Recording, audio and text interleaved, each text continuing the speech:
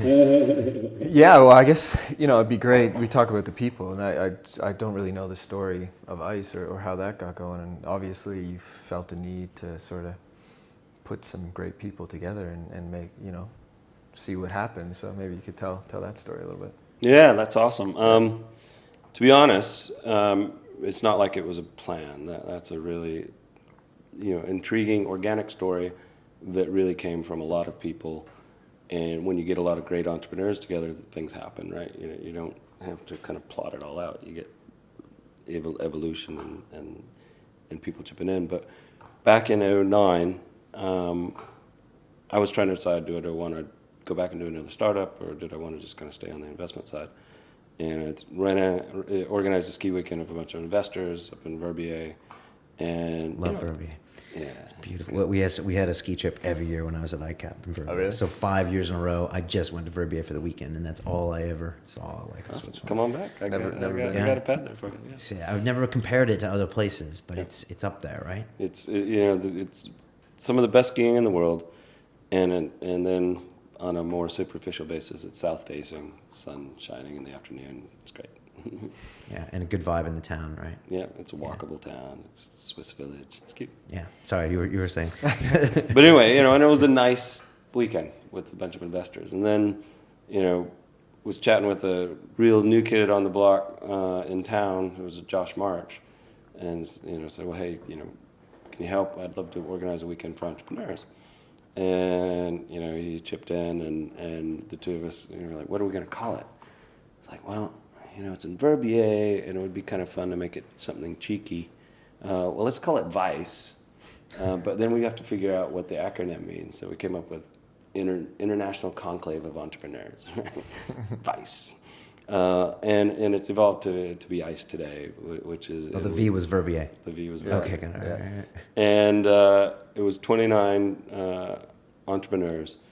And most of us kind of knew each other, but not amazingly well. And what we found almost immediately was that there was, and most of us had to be torn away from our work because we were all doing startups of various shapes and sizes, but mostly between kind of bootstrap and maybe Series A. But it was super cheap because of, most people just crashed in my chalet, and then we got one next door. But what people found right away was, holy cow, I'm spending all my days, bottling up so much stress because I gotta pretend to the staff that everything's just fine and try to be, mature on the job and grow on the job and do a good job as the boss. But then I gotta talk to the investors and I'm gonna make them think everything's just fine. But and then I go home and see my partner and. I can't always bitch about work all the time, so I got to bottle that up too. And then all of a sudden, you have to pretend at home that everything's just fine. They say fake it till you make it, right? Yeah, totally. Yeah. This is the greatest breakdown of an entrepreneur we've ever had on the show. This is what you get to do. And the great thing was everybody, first off, nothing like some Jaeger bombs to really get the show on the road. And then second, people just really being able to be honest and just, this sucks and this crisis and this challenge and, and then people, oh yeah, I had that problem. Here's an idea. Hey, right. Have you talked to these guys? Have you, tried this software?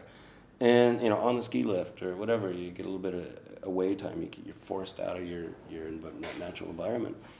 And, really sadly, but quite pivotally, there was a tragedy. One of the guys actually, crashed and died at the end of the trip.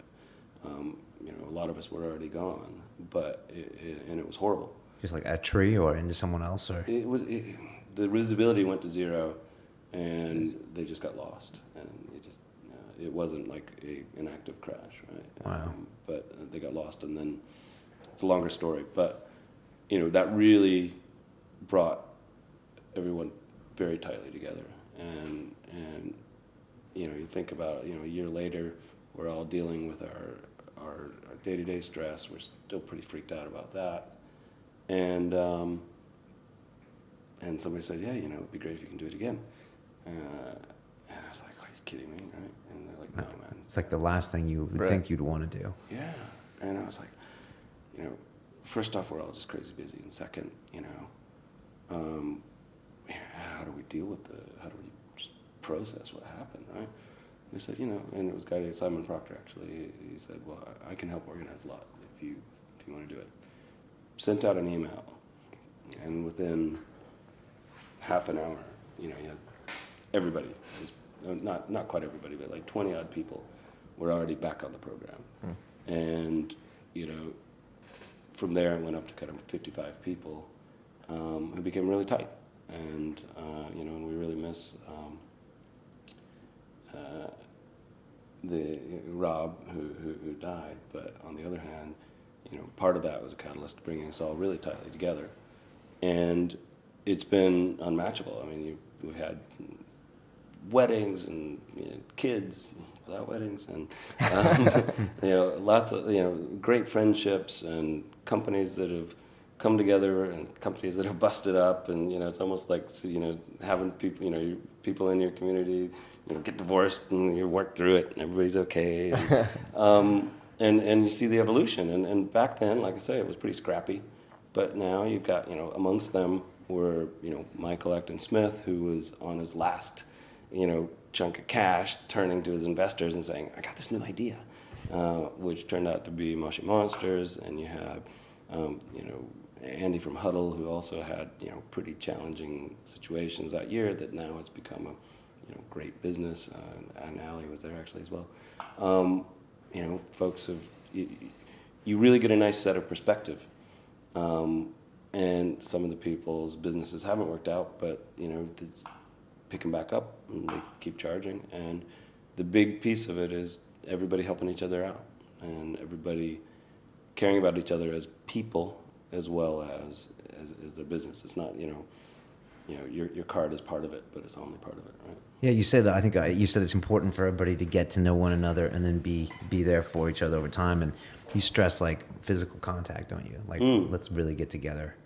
Yeah, and that's part of the, one of the problems is that we feel sometimes maybe it sounds like there are about 150 people in the group now, and it's mostly founders, but also some VCs and other kind of ecosystem supporters and journalists.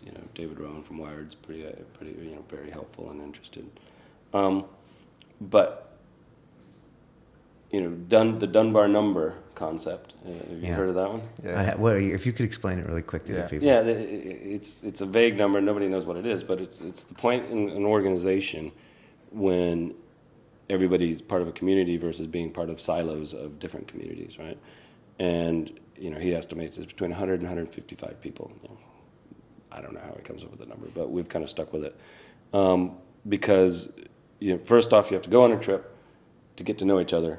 But then when that email comes through and says, hey, I got visa problems in New York. Anybody got any ideas? I've got this, is this term sheet term, sounds a little wacky. Any experience with that? You jump and you help them because you're part of that community. So, we do try to phase some of the folks out that are less active and keep making room for more. And the application process isn't like, oh my God, you've raised 20 million, you've done this. It's also very much, I think it can be most helpful for people who are just getting started because you're suddenly in there with a lot of access to experience and knowledge, and whether the companies have become multi-hundred million plays or not, the people in that group have built up some experience and love to share it. And you always have this annual ski trip? That's like the minimum event, or do you have other times where people get together? It must still be hard getting guys together for a ski trip in Switzerland. Not anymore. Not anymore. Okay. So the last ski trip was 80 people. So that was pretty cool. And we decided to kind of do some things in the summer, and we went to kind of Croatia and Sicily, and then last year just had this idea. Wait, what if we go somewhere where there's people on the other side in tech? And so we went to Israel. And it was amazing. I mean, really? We rolled out the red carpet. They're great technologists. Yossi Vardi was awesome. Meet the president of the country. Wow. One of the entrepreneurs that really made it decided, yes, I think you should see Israel by helicopter. So I was like, yeah, but there's 45 of us. Okay, a sortie of helicopters then. But so it's cool. definitely kind of expanded at scale. But again, what we do is we really work to make it cheap, so that the bootstrappers can make it as well as the people that have done it right. And the next one, we're going to Africa, and we've also really been pushing to a new initiative, inspired a little bit by like Scott Harrison from Charity Water and a few others, to say, we've got all this energy and ideas and experience. How can we make that something that's impacting, impact organizations? So we're going to Africa the 15th to 24th of November. Yeah. Okay. Do you do something with Scott with Charity Water, or you're just kind of looking at his model? Looking at the model, some of the people, and the power of ICE is actually the individuals all just doing their bits. And so Pete Ward from Wayne and Rika Rosenlund from Borrow My Dog are putting together a bash Thursday, actually, tomorrow. For Charity Water, and we'll hopefully meet some of them down in Africa, but nothing super formal. Okay. And if people want to become a member of ICE, how do they do it? Gotta just, because it's a people network, get to know a couple of the folks that are in it. The website is icelist.eu. Tell us a little bit about yourself in there, and then you got to come on a trip. What we found is that people who we connect with, guess what? They somehow they are more determined, they're more committed. They go the extra mile to find their way into the. So Fernando from Higher Life, every gig I went to, he was at the back of the room waving at me. I was thinking, how did that guy do that? I have no idea how he did it. And so we actually really embrace and encourage that. It's really easy. We're very accessible, and the amazing thing is Twitter.